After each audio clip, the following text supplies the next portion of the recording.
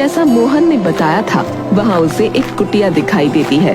कुटिया से धुएं का गुबार उठ रहा था और अंदर से मंत्रोच्चार की आवाजें आ रही थीं। पिताजी ने शायद यहीं आने को कहा था। वो बूढ़ी साध्वी यहीं होनी चाहिए। अंदर जाकर देखती हूँ, मुझे अंदर जाना चाहिए।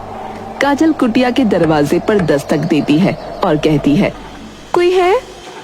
आओ बेटी, भीतर आ जाओ, तुमसे ही मिलने की प्रतीक्षा थी मुझे।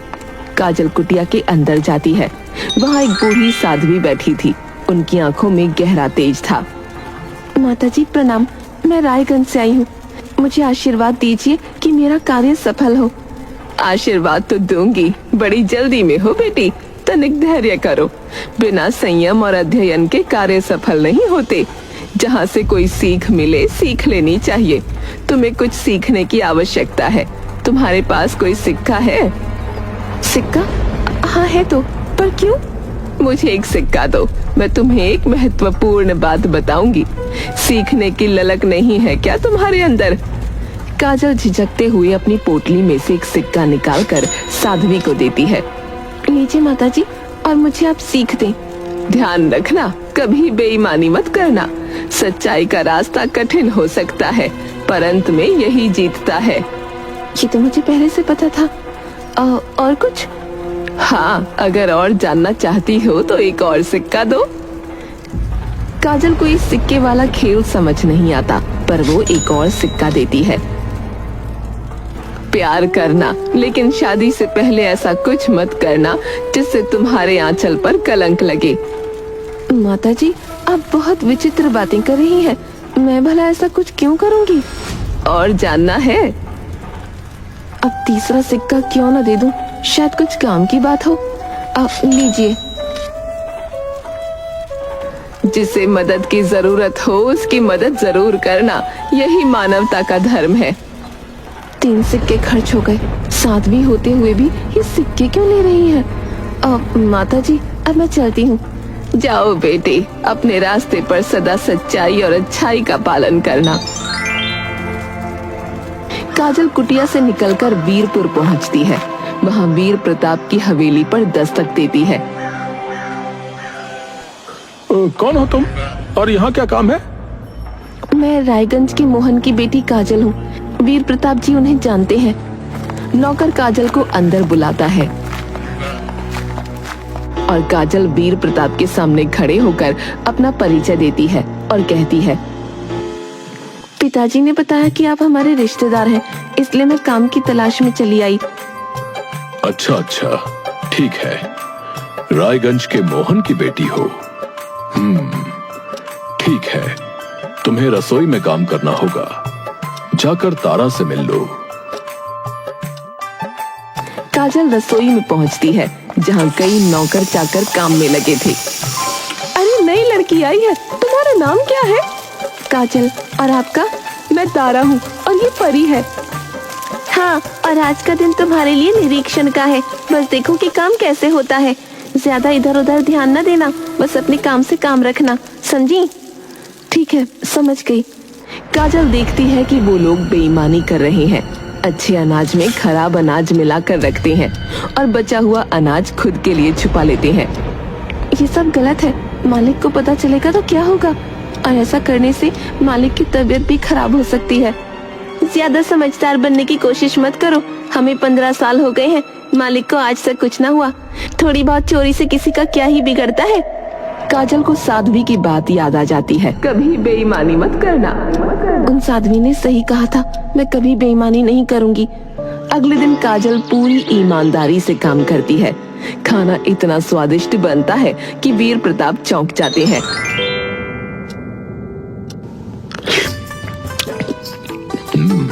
अरे वाह, आज तो खाना बहुत स्वादिष्ट था भाई। मैं तो उंगलियां ही चाटता रह गया। आज का खाना किसने बनाया है? मैंने बनाया था मालिक। इतना स्वादिष्ट खाना तो मैंने आज तक नहीं खाया। इसका राज क्या है? किसने सिखाया तुम्हें इतना स्वादिष्ट खाना बनाना? मालिक, इसमें मेरा कोई विशेष गुण नहीं है। राज जानने के लिए आपको खुद रसोई में आना होगा। कल देख लीजिएगा। ठीक है, कल देखता हूँ। अगली सुबह काजल वीर प्रताप को रसोई में बुलाती है। उस समय खाना बनाने की बारी तारा की थी। साहब, अब समय आ गया है, आप जाने कि कल का खाना इतना अच्छा क्यों बना था। क्या मतलब? सीधा बोलो लड़की। कल का खाना इतना स्वादिष्ट इसलिए था क्योंकि कल मैंने बिना मिलावट के सामान से खाना बनाया था, लेकिन इस समय रसोई में जो गड़बड़ हो रही है वो आपको देखनी चाहिए, जिसके चलते खाना अच्छा नहीं मिला आपको कभी। गड़बड़? चलो दिखाओ। वीर प्रताप रसोई में पहुंचता है। वहां तारा और परी चावल में मिलावट कर रही होती हैं। ये क्या हो रहा है यहाँ? ये अनाज में मिलावट क्यों हो रही है? साहब, वो तो हम बस। थोड़ा? मैं तुम्हें काम करने के भरपूर पैसे देता हूँ और तुम मेरी पीठ पीछे ये हरकतें करती हो। मालिक, माफ कर दीजिए, हमसे गलती हो गई। गलती? तुम्हारी हिम्मत कैसे हुई? नमक हरामी कर रहे हो तुम लोग। अगर काजल मुझे नहीं बताती तो तुम लोग न जाने क्या बेईमानी करते। तारा और परी रोने लगती हैं और वीर प्रताप के पैर पकड़ लेती हैं। तभी वीर प्रताप का बेटा संजय वहां आ जाता है। पिताजी, इन्हें माफ कर दीजिए। अक्सर लालच में आकर कई बार नौकर ये काम कर बैठते हैं।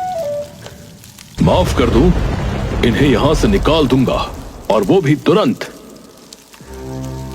पिताजी, हो सकता है इन्हें दूसरा मौका देने से ये सुधर जाएं। और ये सेवक हैं, हम मालिक। हमें इन्हें माफ कर सुधरने का एक अवसर अवश्य देना चाहिए। ठीक है, माफ कर रहा हूं, लेकिन याद रखना, अब रसोई की जिम्मेदारी पूरी तरह से काजल के हाथ में होगी। ये सुनकर तारा और परी का चेहरा उतर जाता है और वीर प्रताप गुस्से में वहां से चला जाता है। रात में काजल अपने कमरे में थी। अचानक दरवाजे पर उसे खटपट सुनाई देती है। वो दरवाजा खोलती है तो सामने संजय खड़ा था। बुरा मत मानना, पर मैं तुमसे पहली नजर में ही प्यार करने लगा हूँ। क्या मैं अंदर आ सकता हूँ? क्या छोटे मालिक, आप? लेकिन संजय एक बहुत ही खूबसूरत लड़का था। उसके मुंह से ये सुनकर काजल चौंक गई। उसका मन हुआ कि वो संजय को अंदर बुला ले, लेकिन उसे अचानक साध्वी की बात याद आ गई। नहीं छोटे मालिक, आप मेरे मालिक के बेटे हैं, मुझे माफ कर दीजिए। मैं मालिक के साथ विश्वासघात नहीं कर सकती। ये कहकर उसने दरवाजा बंद कर लिया। फिर वो सो गई, लेकिन जरा ही देर के बाद उसके खुसफुसाहट से आंख खुली। उसने अपनी खिड़की से झांका तो उसे तारा के कमरे से संजय की हल्की सी आवाज सुनाई दी। मैंने काजल को अपने प्यार के जाल में फंसाने की कोशिश की, लेकिन वो बहुत ईमानदार है। वो मेरे झांसे में नहीं आने वाली। तो अब क्या करेंगे? ऐसे तो हमारा काम नहीं चलने वाला। जो तुम्हें परेशान करेगा वो यहाँ नहीं रहेगा। तुम देखना, मैं उसे यहाँ से बाहर करवा दूंगा। हे भगवान, ये क्या? छोटे मालिक और तारा का प्रेम प्रसंग चल रहा है। अब मुझे बहुत सतर्क रहना होगा। ये बात साहब को बताऊं या नहीं? नहीं, बिना सबूत के कुछ कहना सही ना होगा। अगले दिन संजय अपने कमरे में अचानक चिल्लाने लगा। चोरी चोरी हो गई, कोई आओ जल्दी। अब हवेली में यही होना बाकी था। मेरे कमरे से कीमती सामान गायब है।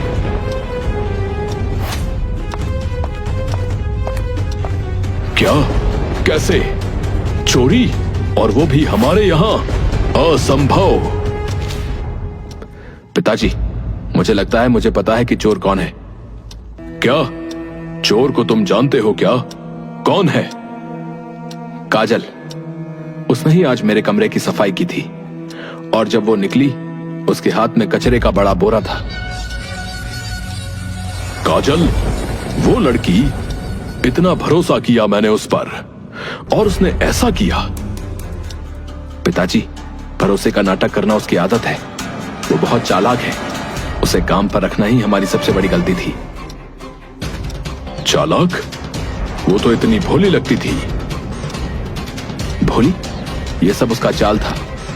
उसने आपका विश्वास सिर्फ इसलिए जीता ताकि ये सब कर सके। अब मैं क्या करूं? उससे सवाल करूं सवाल? और वो झूठ बोलेगी, आप उसे सीधा सजा क्यों नहीं दे देते? पहले मैं उससे पूछूंगा कि उसने ऐसा क्यों किया। पिताजी, ऐसे लोग सवाल जवाब से नहीं डरते।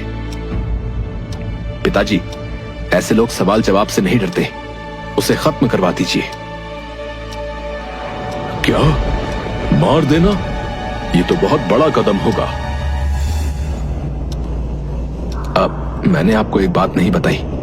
दरअसल उसने मुझे एक दिन धमकी भी दी थी कि वो मुझ पर जब चाहे दुष्कर्म का इल्जाम लगाकर ये हवेली हड़प सकती है। हे भगवान, ये लड़की। इसलिए कह रहा हूं कि आप उसे मरवा दीजिए। सीधे मत करिए, गुंडों से कहिए, पैसे दीजिए और काम हो जाएगा। ठीक है, लेकिन ये बात गुप्त रहनी चाहिए। वो लोग एक योजना बनाते हैं और फिर वीर प्रताप काजल को बुलाकर उससे कहता है, काजल, बाजार से कुछ सामान लेकर आओ। जी साहब, अभी लेकर आती हूँ। लेकिन सुनो, ये कैसे कपड़े पहने हुए हो? कुछ अच्छा पहन कर जाओ। अच्छा?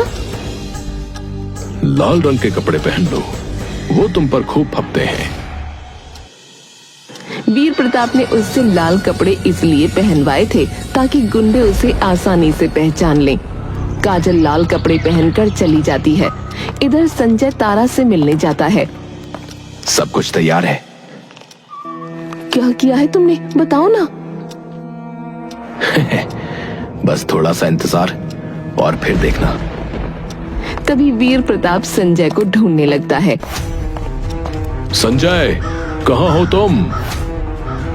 अरे पिताजी मुझे बुला रहे हैं और वो शायद यहीं आसपास खड़े हैं। मैं तुम्हारे कमरे से नहीं निकल सकता। ऐसा करो, तुम जाकर उनकी बात सुन लो। ठीक है। तारा कमरे से बाहर आती है। जी साहब, बताइए क्या काम है? संजय मिल ही नहीं रहा। बाजार से कुछ सामान लाना है, तुम चली जाओ। ठीक है, आप परेशान मत होइए, मैं चली जाती हूँ। तारा बाजार जाती है। इत्तेफाक की बात थी कि उसने भी उस दिन लाल कपड़े पहने थे। उधर काजल रास्ते में एक बूढ़ी औरत को देखकर उसकी मदद करने लगती है, क्योंकि साध्वी ने उससे कहा था कि जिसे मदद की जरूरत हो उसकी मदद जरूर करना। इसलिए बाजार पहुंचने में उसे देर हो जाती है, पर तारा वहां पहुंच जाती है। यही है वो लड़की। काम पूरा करो। गुंडे आपस में लड़ने लगते हैं और लड़ते लड़ते तारा के पेट में तलवार उतार देते हैं। वो ऐसा दिखाते हैं जैसे ये एक दुर्घटना हो। ये करके वो वहाँ से भाग जाते हैं। तभी काजल बाजार पहुँचती है। ये क्या हो गया? तारा, तारा! वो पूरी तरह से घबरा जाती है। आसपास लोग इकट्ठा हो जाते हैं। कोई मेरी मदद करो, ये लड़की, इसे हवेली तक ले जाने में मेरी मदद करो। कुछ लोग तारा की लाश को उठाकर काजल के साथ हवेली पहुंचते हैं। काजल फूट फूट कर रो रही थी।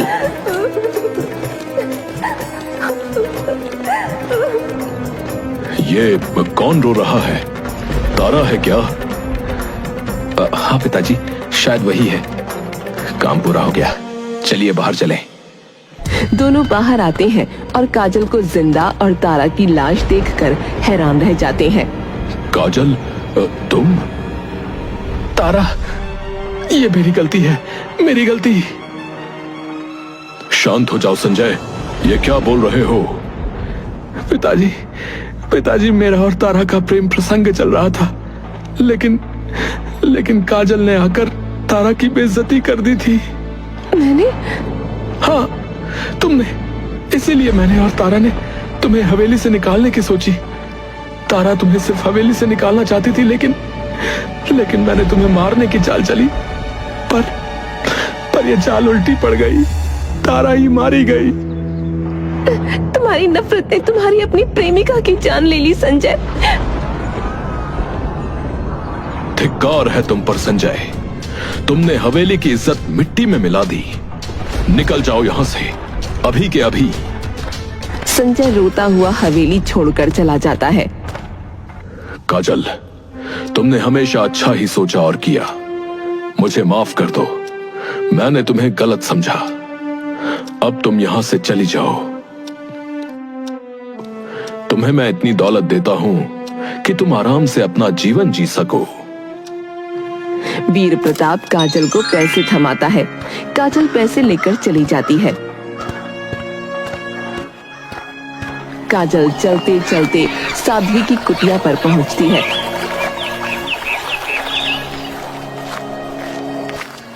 साध्वी माँ, मैं सफल हो गई, लेकिन एक बात समझ नहीं आई, आपने ज्ञान देने के सिक्के क्यों लिए? हर चीज की कदर होनी चाहिए बेटी, मुफ्त की चीज की कोई कदर नहीं करता, इसलिए मैंने सिक्के लिए थे। ये लो, अपने सिक्के वापस ले लो, इनका उद्देश्य पूरा हो चुका है। आपका धन्यवाद। फिर काजल अपने गांव लौटती है।